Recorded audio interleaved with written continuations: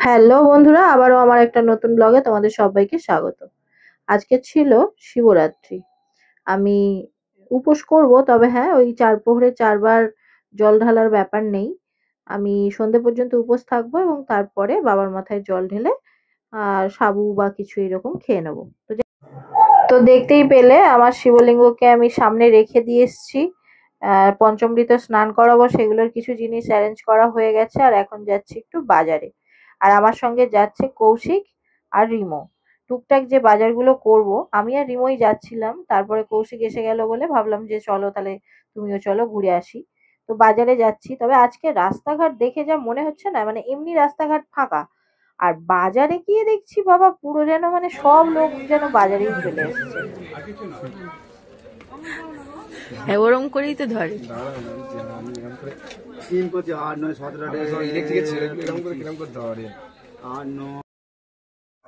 তো দেখতেই পাচ্ছ আমরা দশকর্মা দোকানে চলে এসেছি, আর এখানে এসেও কৌশিক ফাজলামি শুরু করেছে। তো যাই হোক, এখানে যেগুলো নেওয়ার ছিল সেগুলো নিয়ে আমরা চলে গেছিলাম বাজারে। ফল নেওয়ার ছিল, তো এখানে শাকালু আর শশাটা নিয়ে নিচ্ছিলাম। আর এবারে তোমরা দেখতে পাবে, ভিডিওতেও তোমরা বুঝতে পারবে যে কতটা ভিড় ছিল বাজারে। কি বলতো, যদি শুধু মানুষ থাকতো তাহলে ব্যাপারটা একরকম ছিল। এই ভিড়ের মধ্যেও কিছু কিছু মানুষ আবার সাইকেল ঢোকাচ্ছে, স্কুটি ঢোকাচ্ছে, সেক্ষেত্রে তো একটু অসুবিধা হবেই না। তো যাই হোক, তারপরে আমরা চলে গেছিলাম বেল নিতে। তো আমি এগুলো খুব একটা সত্যি বুঝি না। আমি দোকানে গিয়ে জাস্ট বলি যে ঠাকুরকে দেবো, তোমাদের যেটা ভালো মনে হবে সেটাই দাও। তো এখানে যেহেতু কৌশিক ছিল, ও দেখছিল বেলগুলো ঠিকঠাক নয় বলে ওর মনে হয়েছে, কারণ বেলগুলো খুব হালকা। তো ওখান থেকে আবার আমরা অন্য একটা দোকানে চলে গেছিলাম। ছোট সাইজটাই দরকার। এই এটাই নিয়ে নেবো। নিয়ে নাও। কত গো এগুলো? 10 টাকা। দুটো দেবে। হ্যাঁ, কোনা 3টে নাও।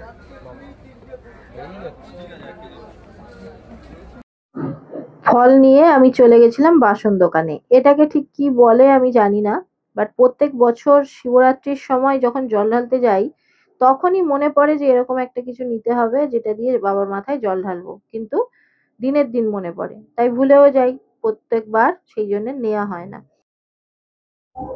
এবছর আগের দিন মনে পড়েছে বলে আমি এটা নিয়ে নিলাম। আর তারপরে উঠে গেছিলাম টোটোয়। আর আজকে রাস্তায় কি জ্যাম, কি বলবো তোমার। দেখো, টোটোতে উঠে কখন থেকে বসে আছি, টোটো আর নড়ছে না, সবাই দাঁড়িয়ে আছে। বাড়িতে গিয়ে বাজারগুলো জাস্ট রেখে বেরিয়ে যাব জয়রামপুর। কারণ আমাকে একজন বলেছে আজকের ডমরু ত্রিশূলের পাশে রাখতে হবে। সেটা আজকের দিনে রাখাটা খুবই ভালো। তো ডমরু আমি আমতলায় কোথাও খুঁজে পাইনি। তো সেই জন্যে আমরা যাব এখন জয়রামপুরে, যেহেতু মেলা বসে।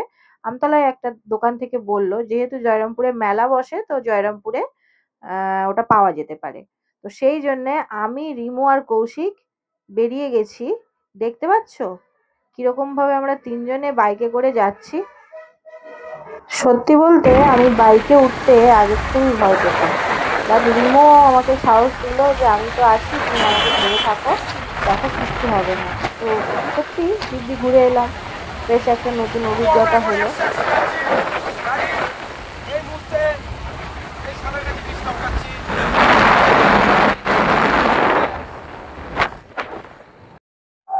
যাই হোক, কৌশিকের ইয়ার্কি ফাজলামি শুনতে শুনতে রাস্তাটা শেষ হয়েছে, আর আমরা জয়রামপুর মেলায় চলে এসেছি। যেহেতু সকালবেলা খুব বেশি দোকানপাট বসেনি, তবে অনেক বসে গেছে। আর মন্দিরের সামনে গিয়ে দেখলাম বিশাল লাইন, সকাল থেকেই জল ঢালা শুরু হয়ে গেছে। যেহেতু বাবার কাছে জল ঢালার মতন করে রেডি হয়ে যায়নি, তো বাবার কাছে ওই জন্য জল ঢালতে পারবো না। তো এইরকম দূর থেকে প্রথমে বাবাকে একটু দেখার চেষ্টা করছিলাম, তারপরে কৌশিক বললো সামনের দিকেও যাওয়া যায়, তো সামনের দিকে এলাম। এসে এখানেই দাঁড়িয়ে আছি। তো সব লাইন দিয়ে পুজো দিচ্ছে, আর একটুখানির জন্য বাবার দর্শন হয়েছিল। তো এটাই শান্তি।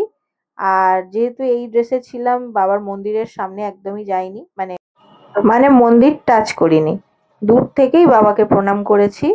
আর মন্দিরের চূড়াটা দেখো কি ভালো লাগছে। কিন্তু দুঃখের বিষয় যে ডমরুর জন্য গেলাম, সেই ডমরু কিন্তু আমরা ওখানে পাইনি। তাই ওখান থেকে বেরিয়ে আমরা আবার চলে গেছিলাম বাবা বড় কাছারির কাছে।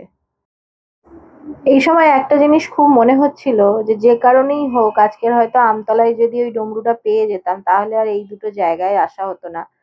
বাট আজকের হয়তো বাবা টেনেছে যে এই দুটো জায়গা আজকের দিনে আমার দর্শন হয়ে গেল। হয়তো জল ঢালা হলো না, কিন্তু দর্শনটা হয়ে গেল। দেখতেই পাচ্ছ বড়গাছালির রাস্তাতে সবাই জল ঢেলে ফিরছে, কিছু মানুষ জল ঢালতে যাচ্ছে। আজকের দিনে এই দুটো ঠাকুরের কাছে আমি আসতে পারলাম, এটার জন্য সত্যি কৌশিককে থ্যাংক ইউ বলতে হবে, কারণ ও বাইকটা নিয়ে এসেছিল বলে জিনিসটা এতটা ইজি হলো এবং দু জায়গা ঘোরাও গেল। তো অবশেষে দেখো আমি ডমরু পেলাম। তো আমার দুটো লাগবে, কারণ আমাদের বাড়ির পাশে যে শিব মন্দির আছে ওখানেও জল ঢালবো, ওখানে একটা দেব, আর আমার বাড়ির ঠাকুরের জন্য একটা নেব। তো আমার বেশি বড় বড় দরকার ছিল না, ছোটই দরকার ছিল, কারণ রাখার জায়গা শর্ট।